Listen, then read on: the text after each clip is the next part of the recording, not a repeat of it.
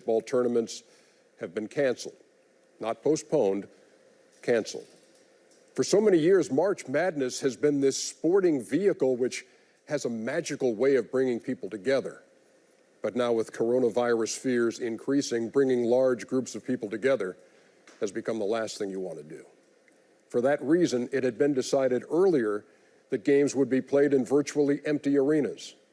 Now, not even that is going to happen.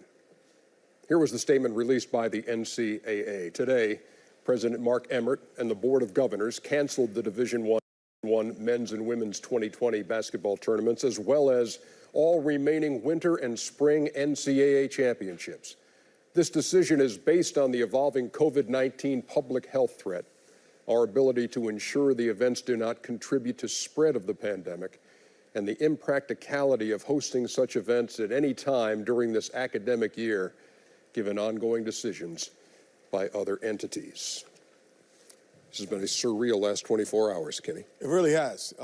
It's been surreal, but in the back of our minds, I think we all were saying this is a possibility. The NBA community is not immune to anything that the world is suffering from or happening to. All the time you hear about players getting the flu, getting colds. This is a strand of flu, a much more deadly strand, obviously. So no, I'm not. In the back of my mind, I always thought that this could happen. And then, Ernie and Shaq, when one player does contract it, because of in a major sport, because of the proximity of players, fans, personnel, and they're traveling from city to city, it just would make it very alarming and very difficult to contain. So kudos to Adam Silver for making that decision, just based on sheer smarts. Yeah, he'll be joining us in just a couple of minutes, Shaq. I think it was, the correct thing to do. I said across the hall there that, growing up as an athlete, we're always taught to just, play through it. And I'm 48 years old. I was around for the swine flu, for SARS, for the bird flu, and we all got over that. But this one, I think this one is much more deadly. So I urge people to get information about it, get the correct information about it. The times we live in now, there's more than one news source, so you don't know who's telling the truth, who's doing what. But I thought it was a great thing what Adam Silver did. Bill Russell sent out a tweet that said David Stern would definitely be proud of you. And, just to, jump on what Kenny said, it's the safe thing to do. We don't really have a hold on this thing yet. So I just like the word suspend rather than cancel. So, the question is now, how long will we pick up when the playoffs start? But, I know the powers that be are taking their time to try to get a hold of this thing, and then hopefully, the season will pick back up. Well, I want to bring Charles into the conversation here. Charles is not here on the set with us tonight. I know that you've been under the weather, Charles, and bring us up to speed. Well, Ernie, I spent earlier part of the week in New York City. When I got to Atlanta yesterday, I wasn't feeling well, and I talked to a couple people at Turner and a couple doctors, and they told me to self-quarantine for the next 48 hours. So I started yesterday. This is my second day.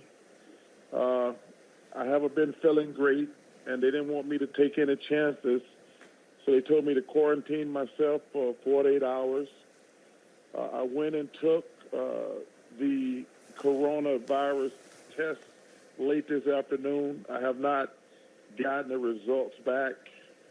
So I'm just kind of in limbo right now. I'm hoping, and I'm really hoping it was just a bug. But like I said, I was in New York earlier this week because that was a hot spot. And when I got to Atlanta, I just wasn't feeling well.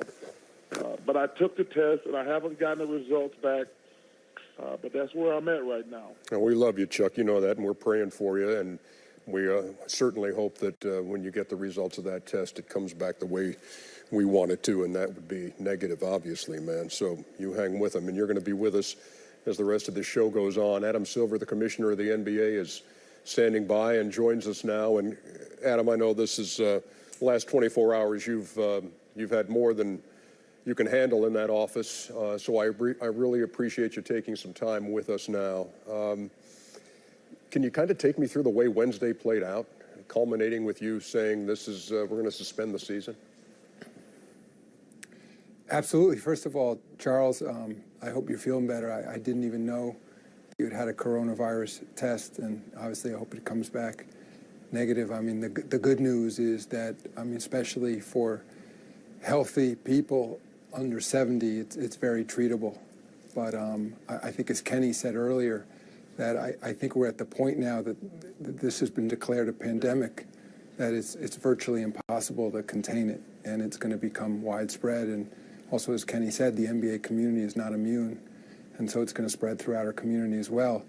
What had happened yesterday was that we had a Board of Governors meeting. It was by conference call, and some NBA League committee meetings with some groups of our owners as well.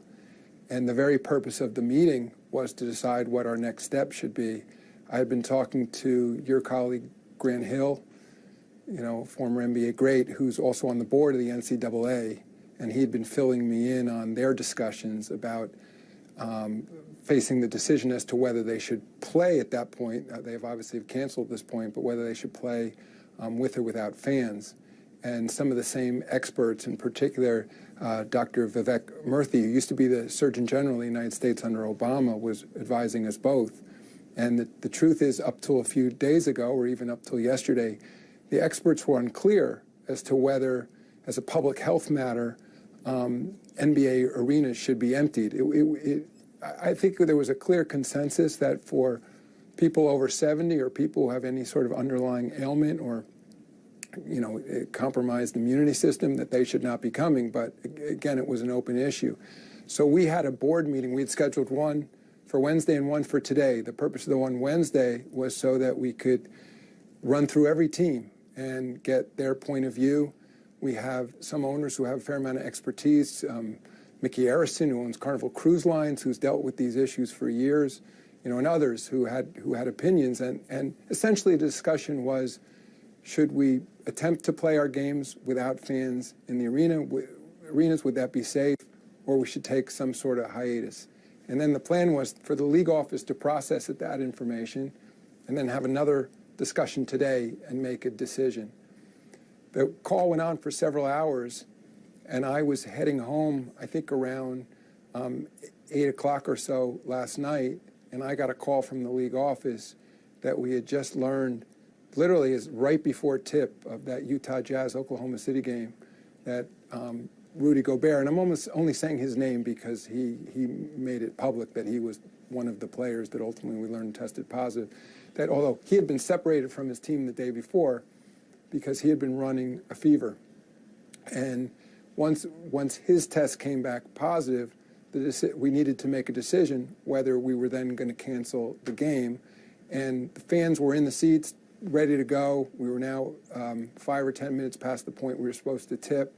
I spoke to Clay Bennett, who was there, owner of Oklahoma City Thunder, Sam Presti, the GM, and also spoke to some representatives of the Utah Jazz. And I think we quickly agreed that this should not, of course, be a business decision. We should be listening to the public health experts, Oklahoma City, and the team doctors. They conferred and fairly quickly decided we should not be playing. And then I think I officially canceled the game. And immediate issue was clearing the building of fans and not alarming anybody. And then we waited till the fans were out. And then we made that decision since I knew I'd had the benefit of several hours of meetings that day with representatives of every team on the issue of a hiatus. It seemed in that moment we made the decision that at the expiration of that last night's games, we should be taking a hiatus, knowing, again, we would have a chance to meet and have further discussions today. So that was the decision, as you know.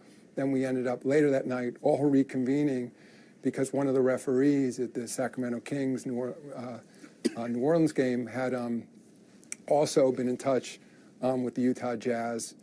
That referee had had a meeting earlier in the day with the other two referees, so then we made a decision to cancel that game as well. Adam, I want to confer with Kenny and Shaq. Say, man, we're so blessed to have you as a commissioner. You made so many great decisions. And I just want to applaud you on this one because, a lot of times in sports, money overrules all common sense.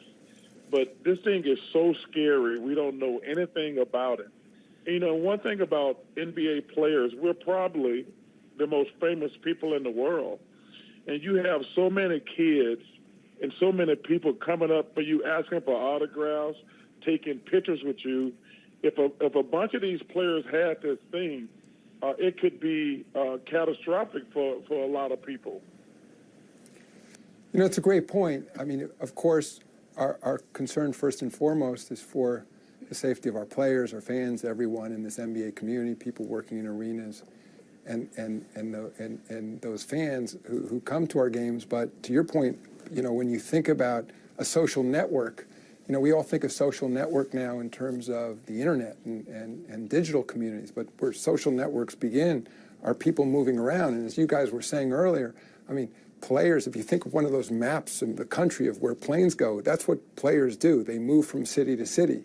And I think that's where, from a public health standpoint, they're particularly focused on them, because if there are clusters of this ailment and there's a cluster in one part of the country and then they get up and travel to another part, and when, as you know, when they're in those communities, they're in contact with people in the arenas, they're in contact with people in restaurants, hotels, and other places, that's how a virus can spread. I think there is an issue now in terms of how quickly this virus is spreading. It's what we have to determine is what, if anything, can be done to not necessarily stop the spread or slow it down. And again, we're relying on the public health experts. What they're telling us is that even if you can so-called shift the curve or flatten the curve, if we can push out how quickly this spreads as a public health matter, we're doing a service to the country, because particularly for old people, if a lot of people get sick quickly, we're going to run out of resources, we're going to run out of respirators, ICU beds, etc. So that the players are very unique in that situation because of the social network around them. You know, Adam, I think overall, you know, what I think we all have admired and all we recognize is part of leadership is having a clear derivative and a clear direction. So for me, my question would be, what is the clear direction to say this is going to make us play again? So what is that? What are we looking for that to happen? Yeah, you know, right. I just say, you know, back to Charles's point in terms of our direction, when in the two sort of full board meetings I had yesterday and today, not one team raised money. Like the entire discussion was about the safety and health of the players, the community around the NBA, and our fans. And so, of course, the issue becomes now, you know, what we determined today is that this hiatus will be most likely at least 30 days. I mean, and we don't know enough, as you've all said, to be more specific than that. But we wanted to give direction to our players and teams and to our fans that this is going to be roughly at least a month. But then the question becomes, is there a protocol, frankly, with or without fans, in which we can resume play? And I think the goal, and been talking a lot to Michelle Roberts, the Players Association, just talked to Chris Paul, the president of the union, again earlier tonight, and you know, in coming together, what makes sense here, and without compromising anyone's safety. And I think it's frankly too early to tell. Again, it depends how quickly this virus spreads, and it also depends on what the theory is going to be and how to treat it. We may get fairly quickly to a point, you guys were mentioning flu earlier, where, well, based on everything we know, this is significantly more serious than the common flu, at least in the United States. We may ultimately get to a point where it's treated by treating symptoms in those who are sick rather than this sort of quarantine containment strategy. And that would mean, for example, if a player was running a temperature, or you, Charles, like for example, were not feeling well, you would treat that player. You wouldn't necessarily then quarantine the rest of the team. So that is something we have to look at. Again, we're conferring with all the experts, and we also recognize that because of how high profile our players are, that others in the public will take their lead from us. In fact, you know, we don't have to talk a lot about it, and Rudy Gobert has acknowledged that he made a huge mistake by fooling around and touching the mics and all, doing that the other day when he had no idea that he had the virus. And something, we spoke to him today, in fact, about doing a public service announcement with the league, just because we know the public follows what these players do, and we want to make sure people understand how important the protocol is of washing your hands thoroughly for 20 seconds, of not touching your face, after you've washed your hands, about maintaining social distance in certain situations. So we actually think we can use this hiatus to use this platform we have on social media to help people deal with this disease. So when you were making the decision last night, you used the word suspend. What was your thought process in saying, okay, we're going to suspend the rest of the league as opposed to cancel the rest of the season? The thought process, first of all, this was a split-second decision, so that was the word I chose in the moment. Maybe a better word that could have been used, but I also felt at the same time that given, unlike the Final Four, which is the month of March, as you guys well know, our season goes well into June, and I was also thinking at the time, and I had talked to our television partners, the folks at Turner, and ESPN about ABC, about possible contingencies. We recognized that there was a chance we might be stopping the season. And I think everybody, especially in a crisis like this, indicated absolute willingness to work together. Again, and we had already met yesterday with the Players Association as well before we knew anything about a positive test. So my thinking, Shaq, was, even if we're out for a month, even if we're out for 6 weeks, we could still restart the season. It might mean that then the finals take place in July, late July. Just my feeling was it was way premature to suggest that we had lost the season. It's and again, it may seem odd at the same moment that we're saying for health reasons we need to take a break to talk about restarting it, and that the notion of at least 30 days was just to try to give people some guidance. I'll say one thing: it's remarkable to be here talking to you guys tonight about this hiatus when it was only yesterday that first the NCAA made that decision to play without fans, which seemed, was unprecedented, was a historic decision. And we were having the same discussion to be jumping here one day later. And I think it only makes the point that on this issue and all the things we've all dealt with for so many years, you could say, well, it changes day by day. This literally changes hour by hour in terms of what we know. So it was really a moment for us to step back, take a breath, ensure that everyone in the NBA community was safe and healthy and doing everything they needed to do to care for their families, and then give us some time to deliberate and figure out if there's a way that we can resume playing at some point. Adam, is it possible that the season will not continue? Of course it's possible. I just don't know more at this point. There's another factor, that may go to the seasonality of this virus. Again, I've talked to a lot of experts. It's a little clear. Some have a theory that it's just as with the common flu, as the weather changes, we may see it begin to peter out a little bit.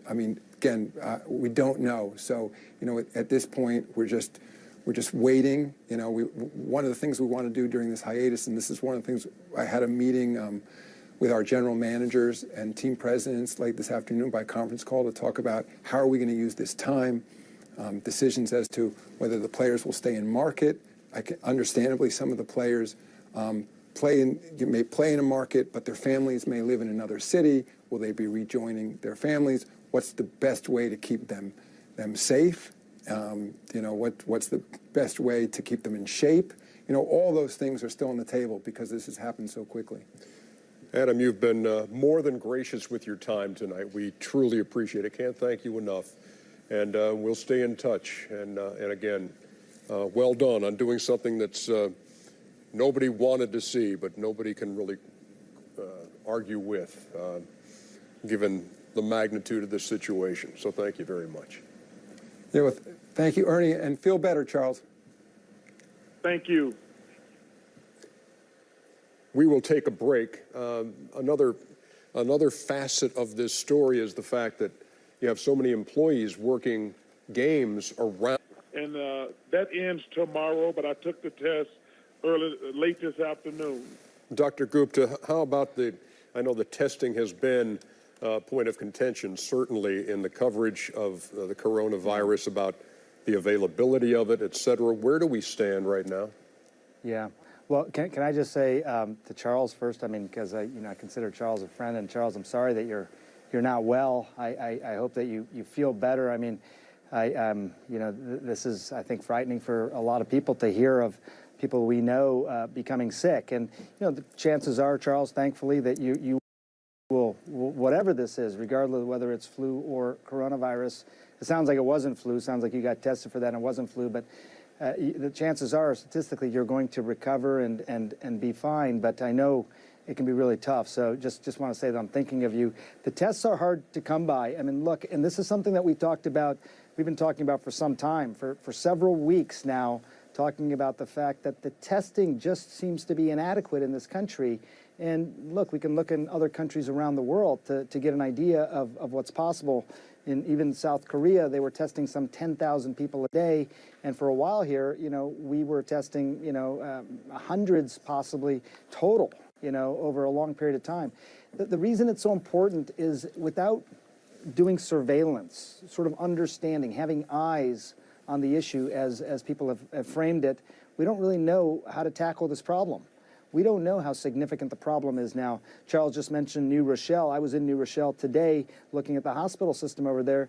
New Rochelle is considered the largest cluster of patients with this virus in New York State, but we don't, and it's 148, but you know, it could be 10 times that. We just don't know. So the tests have been a problem. And I'll tell you, there's so much to say about this, but I'll tell you that for the first time really today, in one of the committee hearings, Dr. Anthony Fauci, who's the guy we all turn to, said, look, it's been a failure.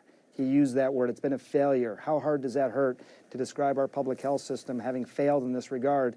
But it's true. Yeah, Dr. Gupta, you know, this is a two-part question. You know, we hear about even, you know, our comrade Charles getting tested and things of that nature. One, should we all just go get tested in generality? Two, you know, and on the common flu of the strand that we hear typically, there's a time when they say you can't spread it anymore. As you get better, you can't spread it. Is there a cutoff date? And again, should we all just go get tested?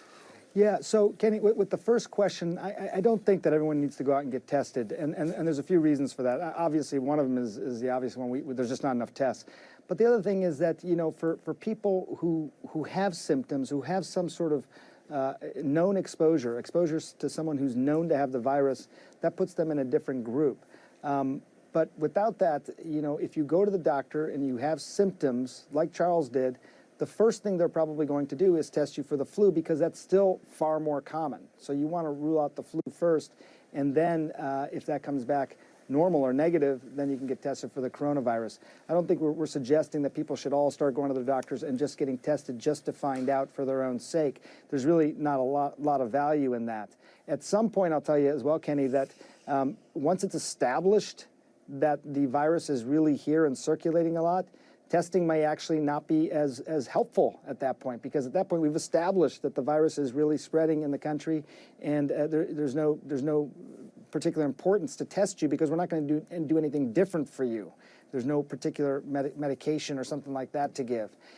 As far as how long you're contagious, this is really interesting, and I think an important point is that there's some evidence that even before you develop symptoms and after your symptoms are gone, you could still spread the virus.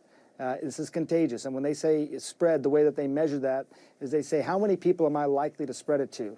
And with this particular new coronavirus, it's 2 to 3 people you'd spread it to, whereas with flu, it's one other person. That's why they call this so much more contagious. Dr. Sanjay Shak, how are you, sir? Hey, Shaq. I'm doing well. As you know, in 2004, we had SARS, 2008, the bird flu, 2010, swine, MERS, Ebola, Zika, in 2018, Ebola again. What makes this one different than any of the other ones? Well, you know, there could be some similarities, especially with things like SARS, because they're both the same family of viruses. I think what's different about this, you know, you look at this compared to the other flus, you know, H1N1 or H5N1, the swine flu or bird flu, any of those. When we think about the seasonal flu, the one that we're used to, one of the things they try to measure, Shaq, is what's called the fatality ratio. How likely is this to lead to someone dying? And with flu, that number is about 0.1%. It means 0.1% of the people who get the flu die from it. People don't realize that sometimes in this country, but tens of thousands of people do die of the flu every year. 2 years ago, 60,000 people died of the flu in the United States alone. With this, Shaq, this appears to be anywhere between 10 to 20 times more lethal than that flu. So if you start looking at the numbers, 60,000 people died 2 years ago. If this is 10 times more lethal, you're talking 600,000 people. So that's one of the big concerns. And that's just the United States numbers I'm talking about here, not even around the world. That's what they're trying to prevent. That's what's getting all the public health officials' attention. You have a contagious virus that is circumnavigating the globe, and it is more lethal than the flu, significantly more lethal. That's why the public health officials want to try and slow the spread of this, allow hospitals to have enough resources and staff and supplies to take care of the patients. If all these patients come in at once, the hospital systems are going to be overwhelmed. So that's what they're trying to avoid. Do you think, this is Charles, do you think this thing going to get worse before it gets better? I hate to ask that question, but it's a fair question. It is a fair question, and the answer is yes. I mean, I want to give you an honest answer, Charles. Some of it is because, when you saw what happened in China, you saw some of the containment efforts, the largest quarantines ever recorded in human history have happened over the last 3 months. 60 million people on quarantine. Now, same sort of thing in Italy. These are aggressive measures, but one of the things that's done, it's not stop this. You can't stop this, but you can slow it down. But it does mean the virus is coming to this country. It's here in this country, and it is circulating. The other thing is, I think what we're going to see, Charles, over the next few days, maybe week or so, are these sudden increases in numbers. And that doesn't necessarily reflect that suddenly a lot more people got infected. I think what it reflects is that the testing is finally going to catch up in this country. We've been really behind. As the tests get out there, a lot of people are going to find out that they, in fact, have this. And they'll be surprised that they have it. They think, how did I get this? I have no idea. But the fact is the virus is circulating in these communities, and people are getting infected that just don't know it yet. So the numbers are going to get worse, Charles, before they get better, sadly. Dr. Gupta, you joined me and Charles on our podcast the other day, and we spoke for about 20 minutes. And during that conversation, I asked you, now, what's your best advice for the average American in terms of, flying and in terms of being with other people and washing your hands and that kind of thing? Has your best advice to the average American changed over the last week or so? I don't think my advice has changed to the average American. I think that, 80% of us, 80% of people who live in the United States, around the world, if they get infected with this virus, they may get sick, but they'll recover. And they're going to be fine in the long run. I'll tell you, Ernie, I talk to my parents every day. They're in their late 70s. They live in Florida. And it really struck me as everyone's been talking about this. We always focus on the good. The 80% are going to be okay, probably. But there is 15 to 20% of people who are very vulnerable right now. And this is to answer your question. My advice hasn't changed, but I will say this, that we all have an obligation now to take care of each other. And I don't want to sound, Pollyannish in some way about this, but how I behave, probably more than any other time in my life, influences your health. And how you behave influences my health. If you are actually doing all the things we talk about in terms of hygiene, about staying inside if you're sick, about, not spreading this virus in some way, that makes a difference, not just to you in terms of keeping you healthy, but to me and to all the people around you.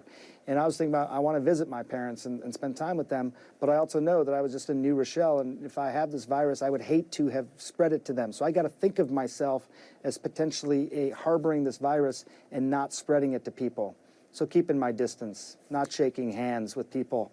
And just, the obligation is not just to myself, but it's to everyone around me. And I think I think that applies to all of us. I know it applies to all of us. I would like to also follow up with that in terms of, we see a lot of people with the mask on, we see people with gloves and hand sanitizer. You did say it on the steam room. Could you give kind of a layman's guide to walking around the world today? Sure. I mean, one of the big things that comes up is masks, and I think, people often gravitate toward the masks. I've seen this as I've covered these types of stories all over the world because people want a sense of control. The surgical masks that you see many times people wearing, they're just not going to stop the virus. I mean, a virus is a little strand of genetic material. It can get around the mask. It can even get through the mask, depending on what kind of mask it is. Sometimes if it gets stuck to the mask, then people take off their mask, they actually contaminate themselves. So people have found that healthy people who are trying to prevent getting infected by wearing a mask can actually increase their chances of getting infected. It's counterintuitive, but true. I think for someone who's known to be sick, who's coughing, sneezing, first advice is they shouldn't go out because, again, you have an obligation not to infect other people. If you have to go out, that might be a time to wear a mask. But, I talk about the hand sanitizer and the hand washing. Sometimes I feel silly saying this stuff in the middle of a pandemic because people say that's all you got, hand washing makes a difference. We've stopped pandemics for hundreds of years through these simple, basic hygiene measures. Your hands are one of the ways that you transmit the virus. It's one of the ways that you contaminate yourself. So keeping clean makes a big difference. I don't know if you know this, Kenny, but humans started shaking hands to basically gain trust. Shook hands and you showed that you didn't have a weapon, right? That's how people knew. Problem is nowadays, Kenny, the virus is kind of a weapon, and you may be transmitting it to somebody without even knowing it. So simple things like that go a long way towards breaking the cycle of transmission of the virus. And I'm very optimistic and hopeful that will make a big difference in bringing these numbers way down. Dr. Sanjay Gupta, very nice of you to spend time with us tonight. I know you've got another town hall on the coronavirus tonight with Anderson Cooper. Encourage everybody to check that out on CNN at 10 o'clock. But thank you for spending some time with us tonight. You got it. Thanks for having me. Good luck. Certainly.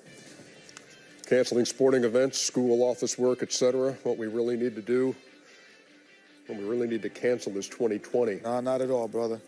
I'll take my 9 months chances. Grant Hill will join us next here on Inside the NBA.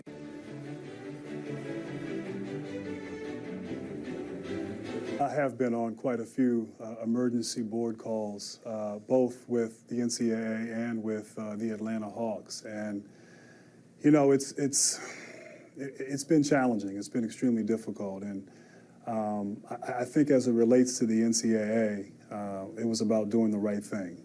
We had a number of medical advisors that have been on this for the last month, giving us advice, watching this coronavirus, and really making recommendations to the Board of Governors and ultimately to the staff, the executive team at the NCAA. And I can tell you when yesterday, and obviously, I want to respect the confidentiality of the board, but when the recommendation was made by one of my fellow independent directors, Vivek Murthy, who was also the former U.S. Surgeon General during the Obama administration, no one objected. It was unanimous that, at least yesterday, the idea of having a spectator-free tournament, was agreed upon. And at the time, that was radical. And I think all of us felt very good about that decision. And, we felt we were making a bold move. And as Adam Silver and Dr. Gupta mentioned in this previous segments, this thing has accelerated so rapidly. And that decision that we made yesterday at around 3 o'clock felt like last week, because this thing is changing, by the hour, by the minute. And of course, the unfortunate circumstances with Rudy Gobert and the Utah Jazz, and then ultimately the decision by the NBA last night. We were able to reconvene and, go through contingency plans, talk about possibly postponing, but ultimately none of that was practical. And we all unanimously felt, in spite of all the implications around, that this was the right thing to do. Grant, from an athletic standpoint, I think if you look at even the risk factor that college students who are around, 22,000 a lot of times daily, the risk that would have posed, even though it was a spring break opportunity, I think I don't think we can think that far ahead right now. I think we're, just sort of trying to, trying to sort of deal with what's happening right this moment. And certainly not just canceling the men and women's NCAA tournament. We had 7 winter championships that were all beginning to sort of happen right now. We also have the spring season that was beginning to begin for spring sports, and ultimately later on this spring championships. And so, we had to eliminate that. Also, too, you think about the other sports, think about basketball and football, recruiting. And obviously the AAU season. I know you've had children who've been in the AAU circles, and the recruiting and the travel that is associated with recruiting. All of that has been shut down for right now. I think the sports world is like the rest of the world, where even though we may have access to some great medical experts, we're still sort of in uncharted territory, and trying to sort of figure this out ourselves, and trying to anticipate what this looks like tomorrow, a week from now, a month from now. So I'll be honest, and certainly I'm sure there's been some discussion on the staff level, but I don't think we projected that far ahead, and I think it's the unusual nature of these particular times that we're in. Hey, Grant, Charles here. Some of the smaller tournaments started last week, and then we've already played a couple games in the last 48 hours before we cancel the rest of the season. What's the protocol to get all those kids tested from last week going forward? Well, as Dr. Gupta talked about, look, I think one of the issues is that we've been woefully inadequately in terms of having tests, and obviously, I've heard talks of the state of North Carolina or the state of Louisiana having less than 100 test kits for this coronavirus. And so I think that has sort of hindered us in a way. And, certainly we can learn from, South Korea and China, and obviously containment is the first response. And now we're in that mitigation process as a country. And so it's certainly sports taking a role with our leadership. But, we don't know. That's the thing. We don't know. And certainly there are 500,000 student athletes in the NCAA. When you look at all the divisions, Divisions 1, Divisions 2, and Division 3. I'm even thinking as an Atlanta Hawk player, we don't have the capability right now to test all our guys. Obviously we're emphasizing the importance of social distancing. Our players are at home. We're asking them to wash their hands, make wise decisions, don't be in crowds, and trying to educate them as we've been over the course of the last few weeks on this. But there's still a lot of the unknowns that are out there, Charles, and I wish I had a more definitive answer to your question. Grant, real quick, in the last 45 seconds or so we have of this segment, I know there had to be, even though this was the right decision to make by the NCAA to cancel this tournament, there had to be part of you. With your history with that tournament, Kenny's played in it, Shaq, Charles, you know what it means to a young man to play in that tournament. That had to be part of this that really broke your heart. It definitely broke my heart, and certainly all of you, we all know how special it is. We cover it for a living. It's a time of the year we all look forward to. I will say this, Ernie, in closing, we are in some remarkable and some radical times. And, we're experiencing things that we never could have imagined or even accepted. And I think the one thing, if you look at the two universal languages, you look at music and you look at sport, and their ability to unify and bring people of race, of religion, different ethnicities together. And I am so proud of the sport community and the leadership in the sport community for communication, for collaboration, for cooperation, for making bold and decisive decisions, very tough decisions, and ultimately, in a way, being the cultural proxy for good behavior. And obviously, Kenny, Charles, Shaq are athletes like myself. Ernie, your entire adult life, you've been around sports as a wonderful sports broadcaster. So we understand the power and the impact of sports, but the manifestation of leadership at all levels, the professional level, Adam Silver, the NBA, the NCAA, Major League Baseball, you can go down the list. MLS, as you mentioned earlier, Ernie, everyone working together and really representing what being a global citizen is all about. So I'm just proud and grateful and thankful for that leadership. And it's difficult times, but it's comforting to know that ultimately we're doing the right thing.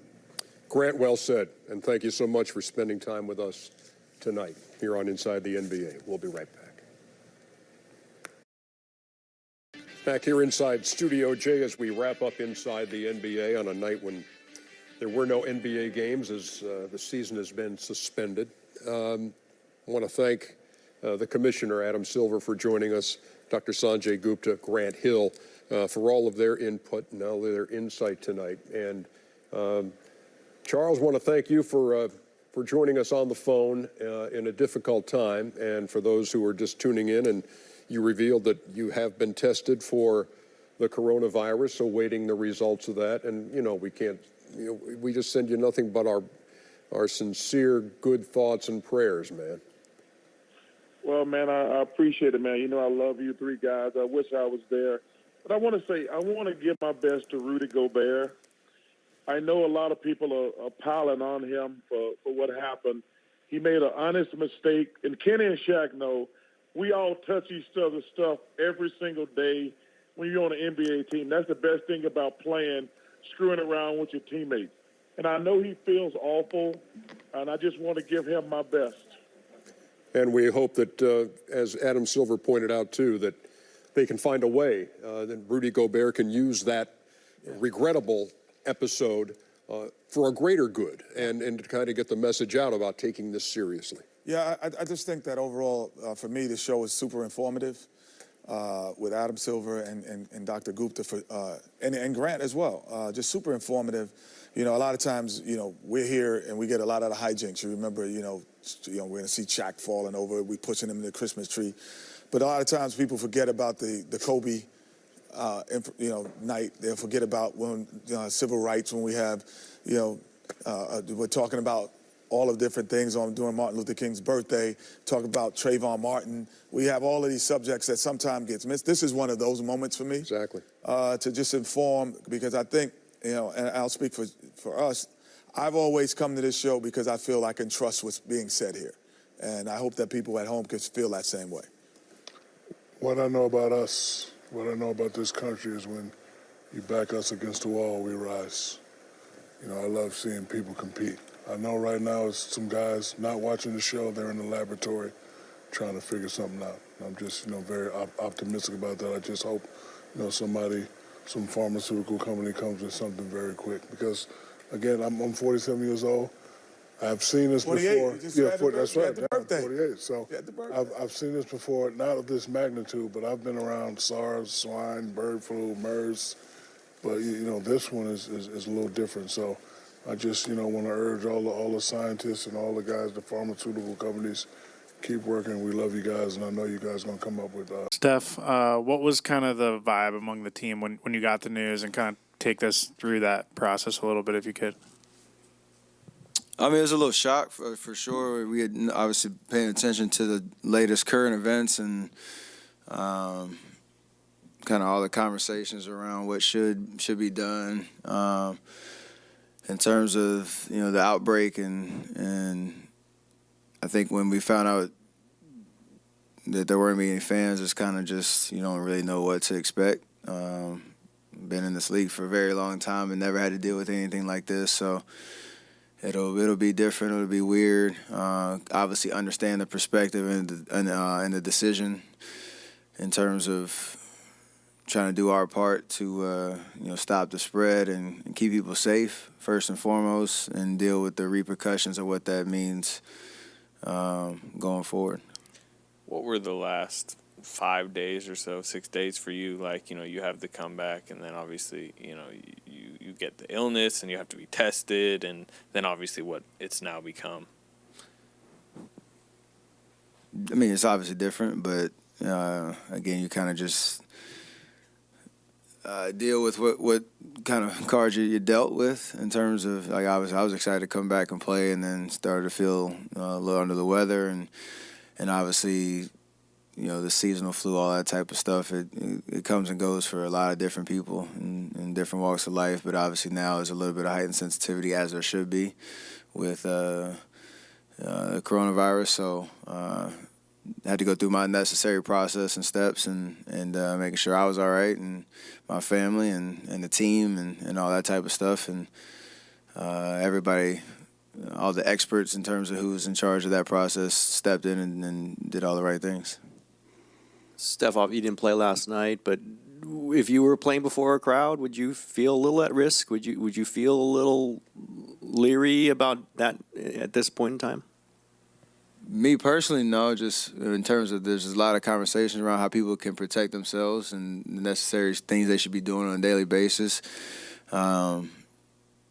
Obviously, you know, there's risks anywhere you go, unless you're completely quarantined. But you know, everybody has to just make the right decision for them, and I think the team is trying to do that. You know, the city is trying to do that.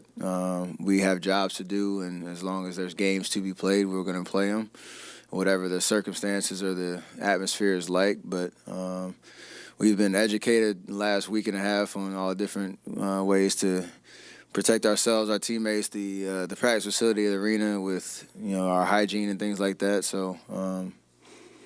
Yeah, everybody's getting educated on that as we go along to try to get ahead of it as best you can. You're famous, and where you go, you draw crowds. Thanks. I know. Where you go, you draw crowds, which kind of, I guess, put you maybe even more sketchy situations than the regular citizen. How have you had to kind of combat that, and how do you expect to have to? Do you have to like almost hide out at times? I'm a homebody in general anyway, but a lot of stuff it's crazy just in terms of like the schedules. A lot of things have been canceled where you're supposed to hang out with fans or be at different events and things like that, and that's a necessary precaution. First and foremost, it's about protecting myself and my family and the ones that are around me the most. And so taking care of our household and things like that. But outside of that, there's been a lot of fist bumps and safe space in between, having good conversations. But other than that, it's you just have to be aware as best you can. We don't live in a bubble, but you can do the things you can to protect yourself. Steph, you guys are going obviously on a road trip coming in a few days. And a part of that road trip, you're going out of the country. You're going to be on flights. You're going to different buildings. Are you just concerned with, I guess, everyday life in that? All that it comes with that, just going in different spaces and going in different environments? It does cross your mind, just because you are, like you said, that you can't control everything. But again, it's about just being as educated as possible on what's going on. The latest, research and the patterns of how the virus is working, and again, doing your part to keep yourself and those around you as safe as possible. So, would I like to just be at home all day for 24 hours and whatever and quarantine myself? Maybe, but we all have to do things that we need to do, and there's people that are reliant on the world working as it should, as best it can. And I think we're all trying to balance that. It's a tough thing for everybody. People that are out there working jobs that they can't necessarily take time off, they have to make hard life decisions. Like there's a lot of things that everybody's dealing with in this time. And so for us to play a game, with no fans or have to travel and take certain precautions, like we'll do what we need to do and continue to just be aware of what's going on. Going through the flu, several days of the flu can render anyone's body pretty weak. Where are you in your recovery? I know you're set to return, but what are the things that you've experienced as you get set to make another comeback to the game? It's just an energy thing in terms of being able to exert the energy necessary to play a basketball game and still, not deplete your whole system. That was the kind of discussion before Tuesday's game or yesterday's game was I able to get up and down the floor and break a sweat and not, feel any side effects or anything like that, or feel just exhausted afterwards. And yesterday and today, getting some good workouts in were necessary and ready for tomorrow. So timing was tough. Obviously, coming back from 58 games and getting excited about getting a rhythm, and then you only get to play one and then have to miss another one. So yeah, I'm excited to get back out there on the floor. What are you most curious about the environment tomorrow night? Probably just the lead up to the first 3 minutes of the game, because everything about our routines, is relying upon that kind of game day energy. Pulling up to the arena, seeing fans, outside of Chase, walking around, all the Warrior jerseys, and even the energy in the building. You can feel it all the way through the locker room, through the tunnel, and stuff like that. So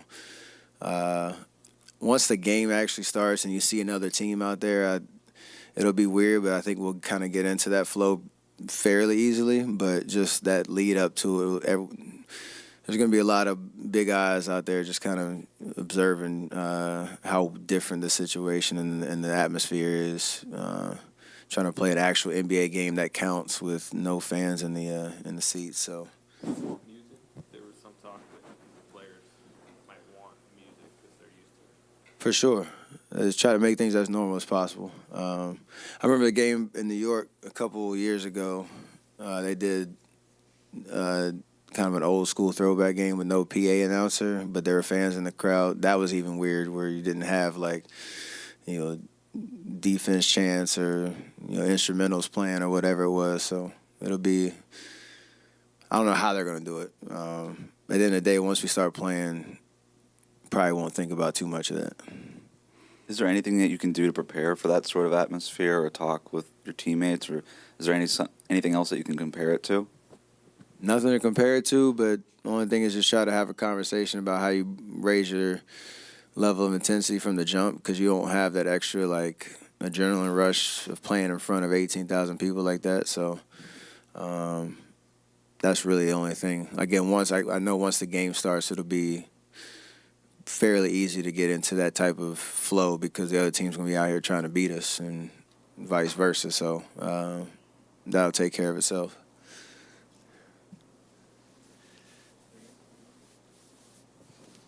I know it'll be weird circumstances, but how will it be to see Kevin back in the Bay tomorrow? Oh, he's not coming now?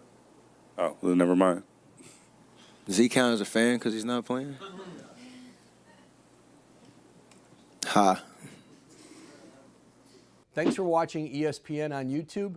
For highlights and analysis, check out the ESPN app. And for live streaming and premium content, check out ESPN+.